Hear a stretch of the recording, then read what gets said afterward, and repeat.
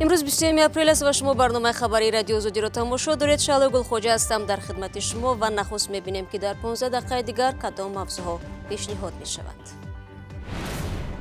وظیفه نو و بالاتر یکی از تشبسکاران بالوروی نرخ اینترنت در تاجیکستان به مقام معاون رئیس دستگاه اجرایی پرزیدنت تعیین شد.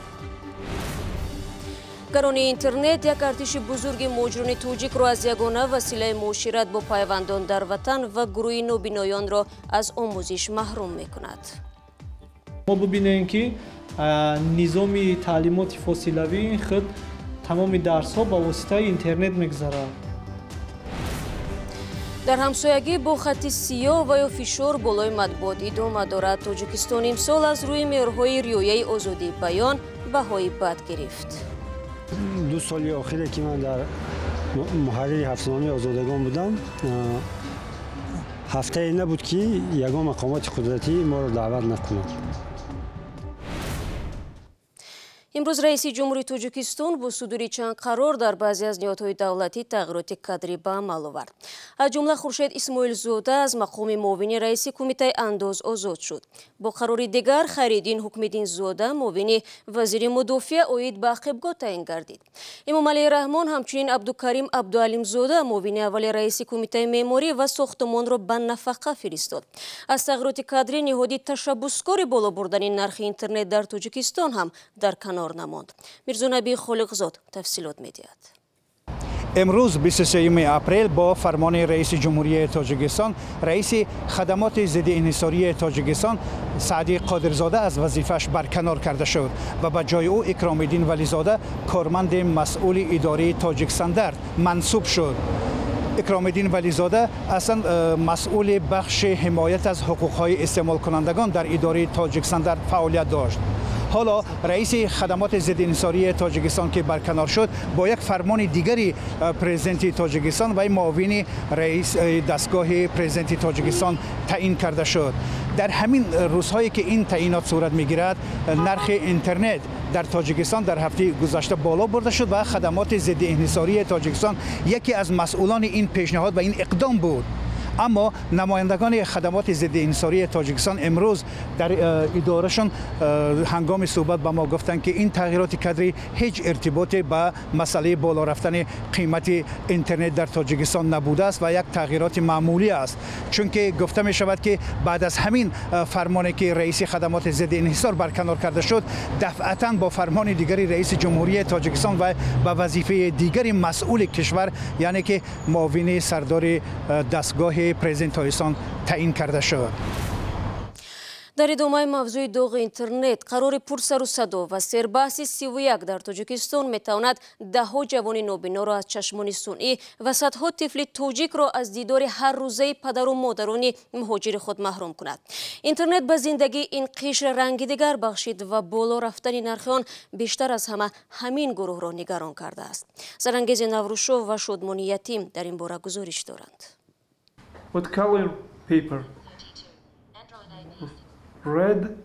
برای فیروز شمسیدینوف که از قوه بصیره محروم است، اینترنت در حالتهای ضروری نقش چشم را اجرا می‌کرد. توسط برنامه‌های مخصوص از اینترنت او می‌تواند رنگ‌ها را فرق کند و هر موادی برایش لازمه را سری وقت معین نماید. غیر از آنی که برنامه‌های آوازی هستند، تمامی عملیات تلفن و کامپیوتر را برای نابینایان دسترس می‌گردانند. همچنین برنامه‌های یاری رسان هستند. بیمه ایدز از برنامه‌های دوست داشته فیروز در اینترنت است. طریق این برنامه او می‌تواند خودش تنها به راه براید و سمت حرکت و علامت راه را معین نماید.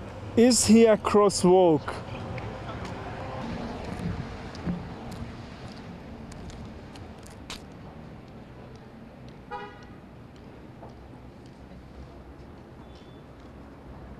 اینترنت برای اکثر همتایان دانشجوی فیروز هم محض برای دسترس کردن موادهای درسی مهم بود. حالا آنها میگویند با 180 سومونی که نفقه میگیرند دیگر نمیتوانند برای خود اینترنت بخرند.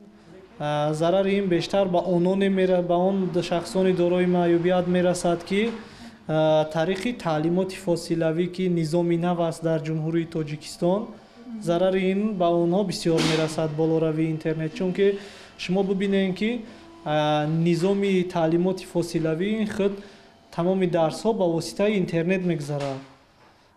барои гурӯҳе аз нобиноён интернет агар чун як васила барои дидани чизе хизмат мекард, барои як артиши бузурги муҳоҷирони тоҷик ин тури ҷаҳонӣ ягона василаи дидори ҳамсару фарзанд ва волидони солмандашон дар тоҷикистон буд.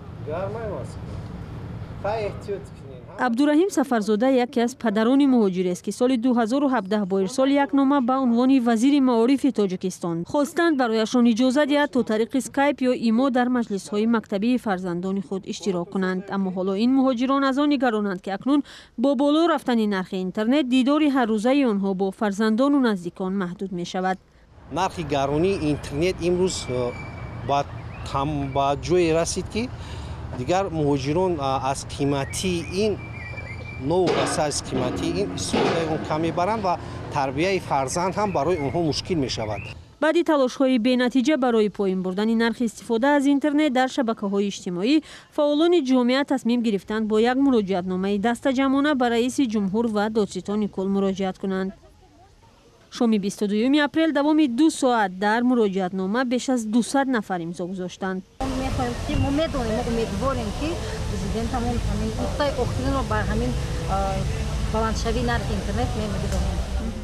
бо як қарори ҳамоҳангшудаи мақомот нархи истифодаи интернети мобилӣ гарон шуд, вале нархи интернети ноқилӣ бетағйир монд. масъулони давлатӣ сабаби гароншавиро камбуди даромади буҷа ва ҳам зиёновар будани телефонҳои мобилӣ ба сиҳати инсон гуфтанд.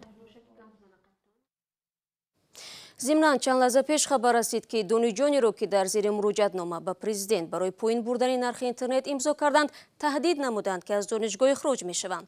наздикони яке аз ин дониҷон мегӯяд субҳи имрӯз дар донишгоҳи Славянӣ дар як ҷаласа раҳбарияти факулта ин дониҷонро сарзаниш ва таҳдид ба хориҷ кардааст.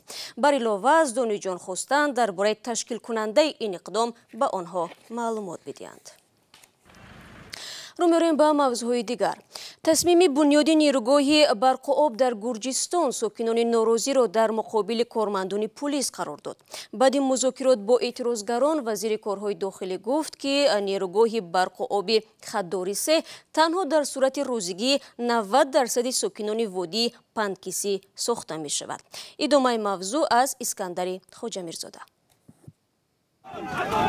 рӯзи якшанбе дар водии Панкисии Гурҷистон бархурди полис бо сокинони маҳаллӣ ба қайд гирифта шуд. эътирозгарон ки мухолифи бунёди нирӯгоҳи барқу об дар ин водӣ мебошанд, полисро сангсор намуданду полис бо гази ашковар ва тирҳои резинӣ ба онҳо посух дод. даҳҳо нафар аз ҳарду ҷониб ҷароҳат бардоштанд. вазири корҳои дохилии Гурҷистон Георгий Гахария ва як чанд мансабдори давлатӣ ба макони бархурд рафтанд. сокинони Панкиси мухолифи бунёди нирӯгоҳи барқи обии Хаддори 3 мебошанд. ба гуфтаи онҳо ин сохтмон ба муҳити зист таъсири манфӣ расонда, онҳоро ба кӯчбандӣ аз замини бобоӣ водор хоҳад кард. сохтмони нирӯгоҳ мебоист дар моҳи марти соли 2018 оғоз ёбад, вале аз сабаби эътирозҳо ба таъхир рафтид. ахиран кор дар сохтмон шурӯъ шуд ва ҳамзамон бо он эътирозҳо низ оғоз ёфтанд. бинандагони азиз, рақами махсуси мо дар вайберу ватсап ҳамоно дар хидмати шумост. агар мехоҳед хабар ва аксу навори шумо дар барномаи хабарии радиои Озодӣ нашр шавад, пас бо мо тамос бигиред. шумораи телефони мо +420 724 056 681 аст. дар сурати дарёфти хабар, акс ва ё видео мо бо шумо ҳатман тамос мегирем ва ҷузъиётро мепурсем. созмони хабарнигорони бидуни марз дар гузориши солонаи худ Тоҷикистонро дар қатори кишварҳои саркӯбгари озодии баён ҷой дод. дар радабандии имсолаи созмон Тоҷикистон чандин зина поин рафтааст ва дар байни 180 кишвар дар мақоми 161 қарор гирифт. Тоҷикистон ҳоло дар рӯи хати сурх аст ва дар ҳамсоягӣ бо хати сиёҳ. гузориши телевизиони настоящее времяро Калмарсиатто тақдим мекунад. مرتبان رده‌بندی آزادی بیان در سال 2019 هم سبب 12 زینه پایین رفتن تاجیکستان را روشن بیان کردند. مدح از حد زیاد پیشوای ملت یکی از سبب‌های از همه اساسی ذکر شده است. در ادامه افطاریتریزم سیستم، ترس ژورنالیستان از نوشتن حقیقت یعنی خود سنزور و فرار ژورنالیستان از تاجیکستان و نظارت فراگیر دولت در دسترسی ژورنالیستان به سرچشمه‌های اطلاع گفته می شود. حکومت نظارت بالای مخابرات را تقویت می بخشد، در حالی که مسدود کردن سامانه‌های اطلاعاتی و شبکه‌های اجتماعی به طور دائمی صورت می‌گیرد. در سال گذشته 2018 هم خیرالله میرسیدوف خبرنگار سابق بازداشت شد و نشریه‌های آزادگان و پیک از چاپ ماندن و سانسور به اینترنت نیز راه یافت. محرر سابق نشریه و سامانه بسته شده آزادگان با همه دلیل‌های آورده سازمان خبرنگاران بدون مرز موافق است. دوام 2 سال اخیر که من در محرر هفته‌نامه آزادگان بودم، هفته نبود که یگان مقامات قدرتی ما را دعوت نکنند. خلاصه به کار خلل میرساند. بسیار موضوعها را میگفتند که مثال ما باید بررسی نکنیم، باید ننویسیم، مثل همین. خلاصه این به همه معلوم است که فشار وجود داشت و حالی هم وجود دارد. در شورای وسایط اخبار عامه تاجیکستان هم با خلاصه های این گزارش راضی هستند. در شورا میگویند که توجه اساسی باید به مشکل دسترسی ژورنالیستان داده شود. حالا برای جواب گرفتن به سوالها و مصاحبه انجام دادن با منصبداران همه سطح‌ها به طور خطی باید مراجعت کرد و این مراجعت ها تا 30 روز بررسی می شوند. در اکثر حالت منصبداران جوابی ناپوره می دهند و یا دعوت ژورنالیستان را کاملا نادیده می گیرند. اگر کاری سخنگویان وزارت و اداره‌ها را بها دهیم، بجز از وزارت کارهای داخله من دیگر سخنگوی یگان نهادی را به یاد آورده نمیتوانم که با تشبث خود برآمده به مطبوعات معلومات دهند. حتی تجربه برآمدن به وسایط اخبار عامه وجود ندارد. نه همه رسانه‌ها مشکلی دسترسی به اطلاع و فشار از جانب حکومت را دارند. رهبر یگانه گازیته همه روزه امروز نیوز برای مثال با هیچ یک از دلیل‌های گزارش موافق نیست. من آرزو دارم که آزادی بیان در کشور ما رعایت شود و کشور ما در رده‌بندی آزادی سخن مقام شایسته داشته باشد. تاجیکستان در منطقه به اصطلاح سرخ رده‌بندی گزارشگران بدون مرز در برابر قزاقستان و ازبکستان و لیبیا قرار دارد.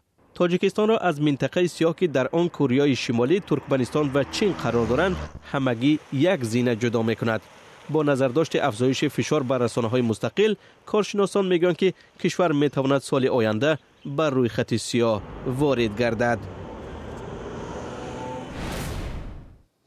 کمیته حفظ محیط زیست تاجیکستان از اول ماه می به پوکوری پرتوگاه‌های زرخیمیکات‌های دهاتی خطلان می‌پردازد. این انبارها در 5 گکتار زمین جماعت هیلولی نویه خراسان جای گیرند. جماعت مذکور از چند دهه عبارت است و بیش از 1000 نفر در شرایط خطرزا زندگی می‌کنند. تنها در دهه اچی زمان شوروی مکانی 372 انبار زهرهای کیمیاوی بود که عمدتاً در ساحه کشاورزی استفاده می‌شدند. حکومت محلی با آنکه می‌دانست این مکان‌ها برای زندگی مساعد نیست، به اهالی محض از همینجا زمین داد. سال قبلی ما از تاو لابراتوری بزرگ آدم‌ها را دعوت کردیم و اومدن تحلیل را گرفتن بردن و این تحلیل تیار است و یک هفته بعد این نفرات وارد تاجیکستان میشن و ما با تازه کردن یکی از قطعه‌های بیشتر زهرآلود گردیده این اویکمر، این جماعت هیلولی است در ناحیه خراسان، به این چیز مشغول می شویم. مقامات میگویند حالا در سراسر تاجیکستان 68 قطعه موجود است که در آنها بیشتر از 1300 تن زهرهای کیمیاوی محفوظند. این زمین‌ها در پی تحلیل بانک جهانی و برنامه خوراکواری و کشاورزی سازمان ملل آشکار شده است.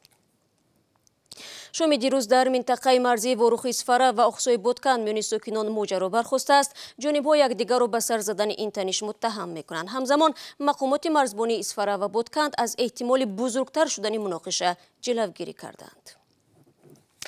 تا پایان برنامه امروز چند ثانیه دیگر باقی مانده است. اگر میخواهید گزارش‌های بیشتر از این را تماشا کنید پس به آزادی ویدیو کانال ما در یوتیوب اوپن شوید. فردا من شما را با نوید بامدادی صبح پر وقت منتظر میشم. تا فردا، خدا نگهدار.